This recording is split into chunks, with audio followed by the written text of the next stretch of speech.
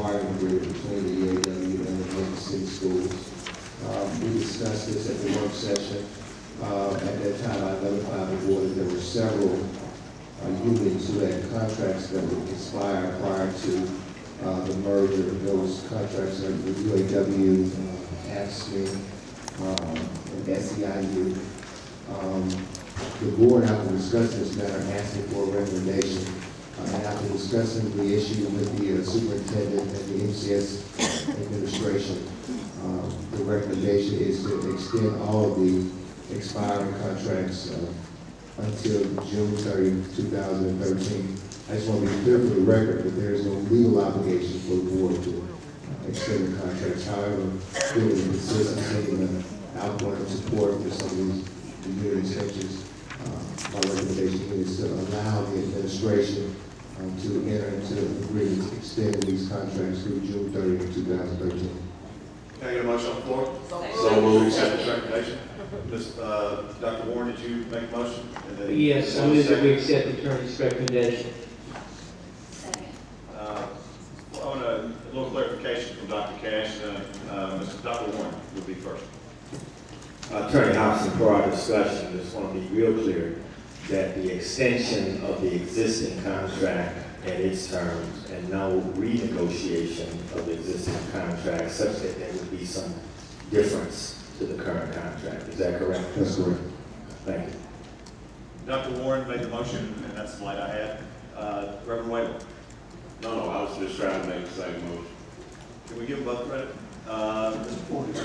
Yeah, I just wanted to see if we can amend it to say until the merger is complete, just in case for some reason we have an extension. I'll accept that as a friendly amendment. I'll accept.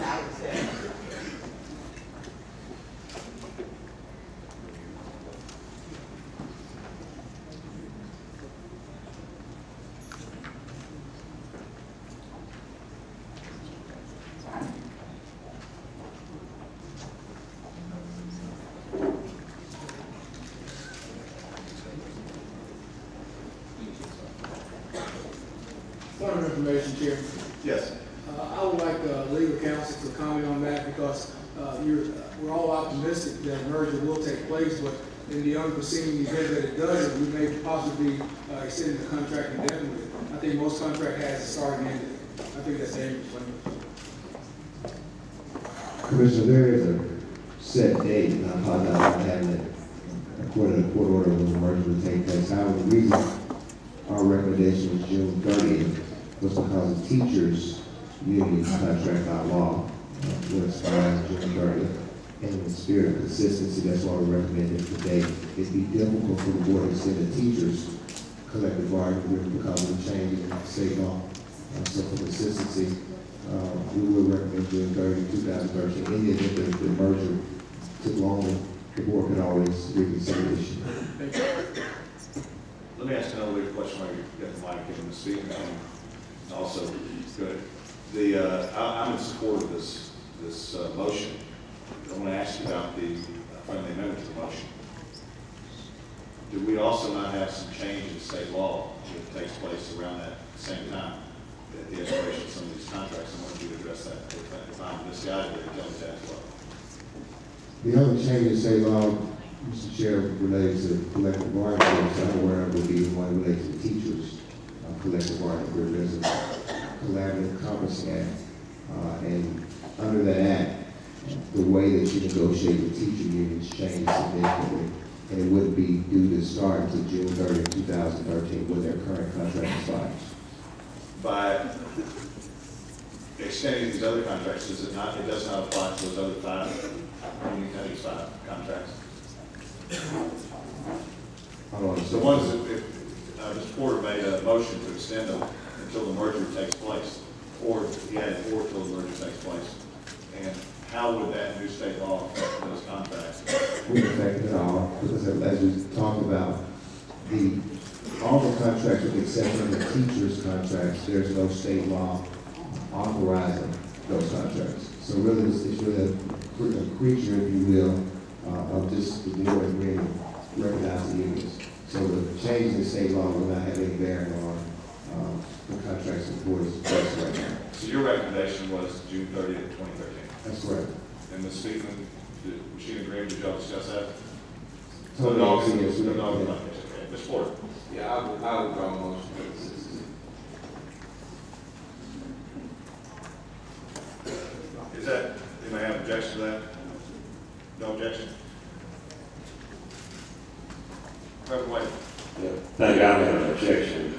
I do, however, want to just say that I am for the marketplace and the dynamics of the marketplace, and I'm not taking a position pro or anti-union. But as I have said many times, I don't know how anybody in this room has been able to do their job with any degree of lucidity since we created this environment. So I just think it's just fair to just stand down and just let everything kind of lie as it is until we get somewhere where somebody can think clearly, and then we can negotiate. That's the reason I support the recommendation. Ms. Malott?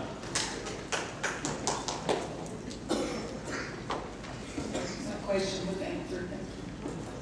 Mark Davis Jones? Mine was too, and I was just going to speak on just the neatness of cutting it off on June 30th and not carrying it over to another fiscal year. So was that part of the wisdom behind that, Mr. Thompson? Did you move your car? I did. Teresa Jones? Thank you, Chairman. Are there all the contracts, are there contracts that speak past June 30th? Other than, I know the teachers don't, and these won't. But are there other union contracts that exceed the date? There is one contract, Commissioner, I think it's due to expire October 2013. And that's Ashley's custodial non-management employees. The reason, I think they negotiated 3 years ago, and it was October 2009, and they did 4 years, so that's the only one that's passed. Thank you. Ms. Woods? No question. Ms. Hart? I want to make sure I heard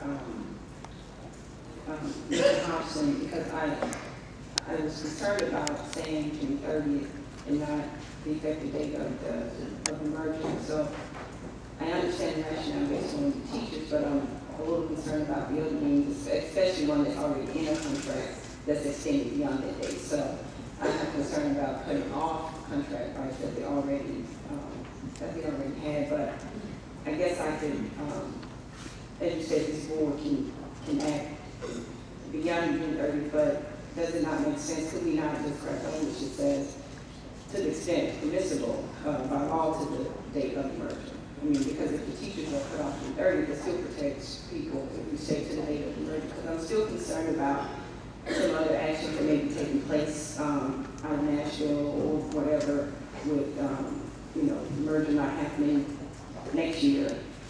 And then it's a different body and those employees not protected. So I understand the rationale, but I'm still have the same concern that Commissioner Porter presented by not saying the date of the merger. So would it not make sense to say to the extent permissible by law to the date of the merger?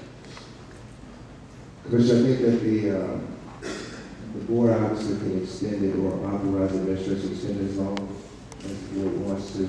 But I think just in speaking with the superintendent and just put it, as Mr. Jones said, to not extend it past another fiscal year, it just, in the eyes of the administration, made fiscal and business sense to have them all in at the end of the fiscal year. I do again want to note, though, that at any time, if the board wants to extend it, the board has the right to do so. Ms. Reeves? Dr. Brothers? I have a question, Attorney Hobson. How can the contract with the FSC be extended to October of 2013 when it's made between Memphis City Schools and union of Memphis City Schools as we know it presently constituted will not exist at that time? That's an excellent question, Commissioner. I think that the way to answer it is at the time that the contract was made, obviously we contemplate this happening. But as to the legal matter, when June 30th gets here, and if the board decides it doesn't want to recognize the remaining balance of that contract, the board will not be legally obligated to do so. Ms. Lewis? No, I promised my son I was not going to get involved in this, so I apologize. There are legal reasons for us to do things, and there are moral reasons for us to do things. And that's what we got to deal with, in addition to all of that. Because there is enough uncertainty and turmoil and confusion and all of those other kinds of things affecting this. We need to, because they're philosophically, Shelby County has dealt with unions and perceived unions one way, philosophically, practically, Memphis City Schools has done another. Now, make it perfectly crystal clear, you all. I worked in administration, and everybody knows I told you, make no apologies for that. But if we want to ensure some kind of thing, something has got to give. We are boxing ourselves in on this side and that side. It is merely a from June until October. I mean, what's the big divide?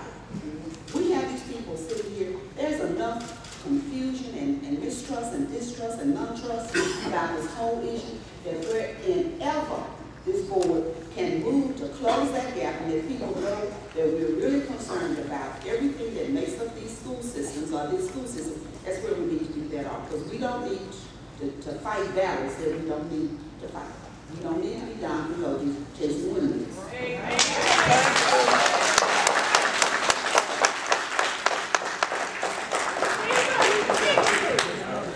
I would just make the statement that if our people cannot trust our administration, maybe it's time for us to get another administration.